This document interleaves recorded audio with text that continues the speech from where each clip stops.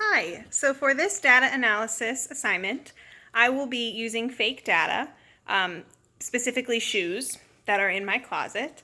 And this assignment could not have come at a more perfect time because I'm in the process of moving. So not only will I be coding my shoes, but you'll also be helping me pack my shoes. So thank you very much for that. So my research question for this particular fake study is, what type or style of shoe do I buy the most of? So prior to starting this video, I went through and briefly scanned my shoes just to see the general types that I had. There may be some as I go through and code them that I have some difficulties putting into a specific category, but hopefully I'll be able to talk through that and figure it out. So these are the categories that I've created, and I've also put an example with each category so that I know as I'm sorting what kind of family of shoe that I'm trying to stay within to kind of help keep my data analysis simplistic and thorough. So we'll start here. This is a box of high heels. So I will put that over with my high heels section. This box also is high heels. So both of those will have to go to high heels. This box has high heels. And these could have been classified differently, you know, like short heel, higher heel, type of material that created the shoe. But for this study, I'm keeping it very basic with just this type of shoe. And these shoes have a lot of tissue paper, but they are also high-heeled shoes. So I will move these into the high-heeled shoe section. So as you can see, right now we have my exemplar plus 4 boxes, so there are 5 pairs of high-heeled shoes. These shoes are obviously slippers, so we'll go in the slippers category. These shoes you could consider flats because they are flat, and I do wear them out in public, unlike slippers, which I just keep at home. But for this particular study, I'm going to classify these as slippers because that's their technical, what they're meant for. I just wear them out because they are comfortable. So putting 2 pairs in the slippers category with my exemplar. Here we have a pair of boots that have a heel. So these are kind of tricky. They could either be considered high heels because there is a heel, even though it's not very high, or boots. So for this particular study, I'm going to put them with boots because that's what they most closely resemble. And also I could have done my boots differently, like high boots versus low boots. But for this study, I'm keeping just boots together in general. Here we have a pair of sandals. So put those in the sandals category. And here we have a pair of boots. And this box also contains a pair of boots. And those are both high boots. So they're all going to be clumped together. Even though, like I said, that category could have been broken down even further if I wanted. These are a pair of loafers or boat shoes. So I will put those with my exemplar of loafers and boat shoes, or boat shoes.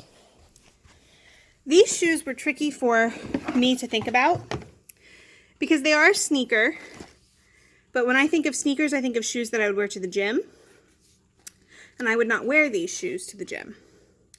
So I was unsure of what category I could place them under. So I think I'm going to give them their own category and say that they're like a fancy sneaker because I wouldn't wear them like I do my sneakers to the gym. So I'm going to put this in front of the sneakers, even though it is its own category of fancy sneakers. Here we have some more loafers or boat shoes, depending on what you like to call them.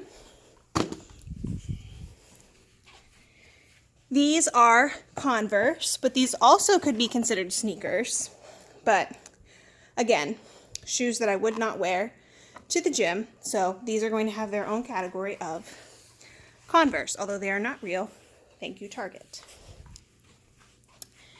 Here we have a pair of flats. Go with my flats.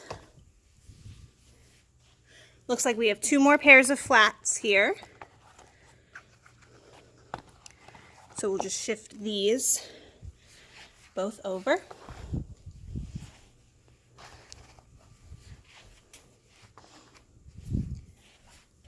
Another pair of sandals here. Right there. Looks like we have 2 pairs of sneakers or tennis shoes. Go slide them over here. So there's 3 pairs in sneakers. Here we have another pair of flats.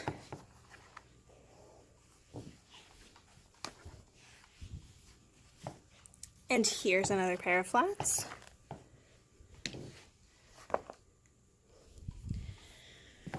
These shoes, I'm going to classify these as loafers or boat shoes.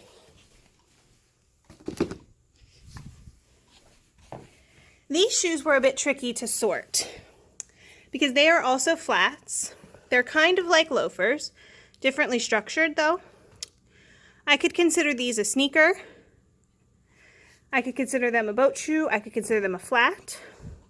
I think for this particular study, I'm going to put them with my fancy sneakers with my Coach, because again, I wear these out a lot, but never to do or exert any physical exercise. Last but not least are my pencil shoes.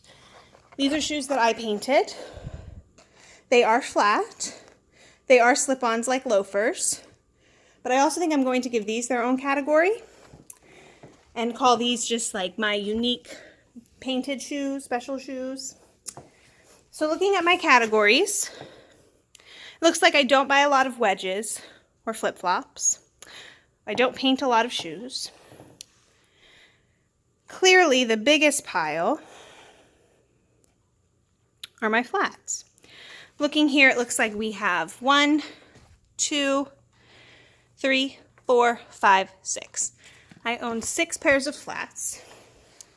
Back there we have 5 boxes of heels and 4 pairs of boots, 4 pairs of boat shoes, 3 sneakers, 2 fancy sneakers, 2 Converse, 3 sandals, 3 slippers, counting the ones on my feet would make 4. So the winner, or the answer to my research question of what type of shoes do I buy the most of, are clearly flats. Now I could have done this study several ways. I could have coded by color. I could have coded by brand, because just looking around the room, clearly I like Nikes and Sperry's and that American Eagle brand. So there would have been many different ways that I could have coded my shoes. And perhaps if I had continued this study, I would have coded them in different ways to yield different results. But for this particular study, clearly I buy flats, which makes sense because those are my teacher shoes. So I hope you enjoyed watching me analyze my closet of shoes, and thank you so much.